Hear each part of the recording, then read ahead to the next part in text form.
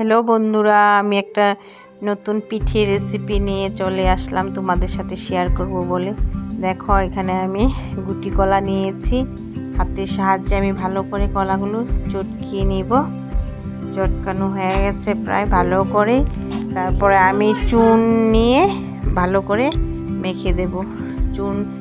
চুন দেওয়ার পরে দিয়ে কালারটা একটু অন্যরকম হয়ে যায়। আর তার মধ্যে আমি উষ্ণ গরম জল দিয়ে দিলাম, দিয়ে আবার ভালো করে চটকিয়ে নেব।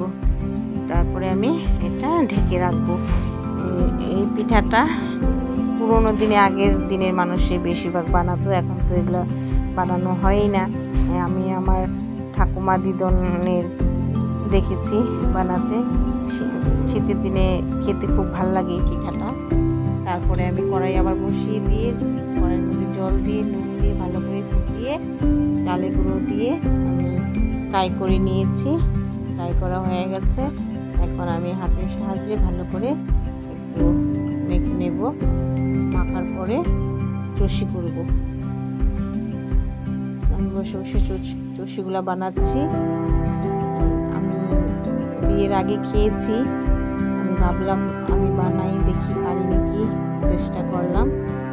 তারপরে কলার জলটা বসিয়ে দিয়েছি।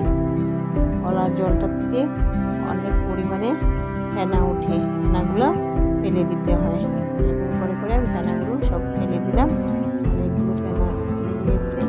তারপরে আমি দুধ দিয়েছি, ফ্লেভারের জন্য তেজপাতা দিয়ে দিলাম। তারপরে আমি চষিগুলো দিয়ে দিলাম। এখন ভালো করে নাড়িয়ে অল্প সময়ের জন্য ফুটিয়ে নেব।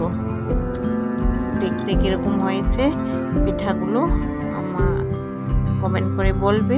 যদি ভালো লেগে থাকে তাহলে একটা লাইক শেয়ার করে দেবে। বাই বাই বন্ধুরা, সবাই ভালো থেকো, সুস্থ থেকো।